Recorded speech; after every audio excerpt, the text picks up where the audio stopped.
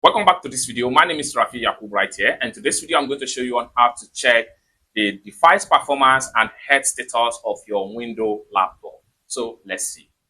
So the very first thing you want to do is to simply come down below right here from the bottom right here, go to your start bar.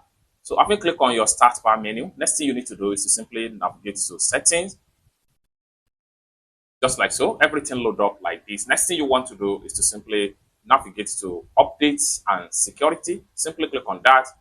Then it takes you right here. Now, next thing you want to do right here is to simply go to your Windows security right here. Click on that and it takes you right here. Next thing you need to do is to open Windows security. Click on that and Windows security is going to load up and it takes you right here. Now, for you to know the health performance and the report status of a PC, what you need to do is to simply scroll down all the way down and navigate to device performance and health. Click on that and you see all the reports right here. Starting from the window time service, no issue. Storage capacity, no issue. Battery life of the PC, no issue.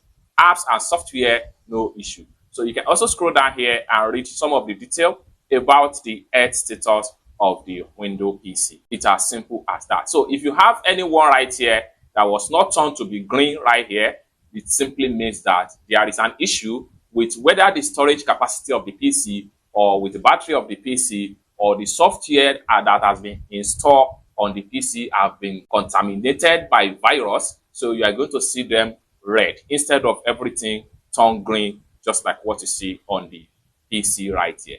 It's as simple as that. So basically, this is how to know your PC performance and the health status of a PC. And this is very much important, most especially if you want to purchase a second-hand PC. Take note of this. So I hope you really got value for this video. If you find this video useful, give this video a big like, and also remember to subscribe to the channel, turn on the notification bell for more useful tutorial like this. Thank you so much for watching, and I hope to see you in my next video. Bye for now.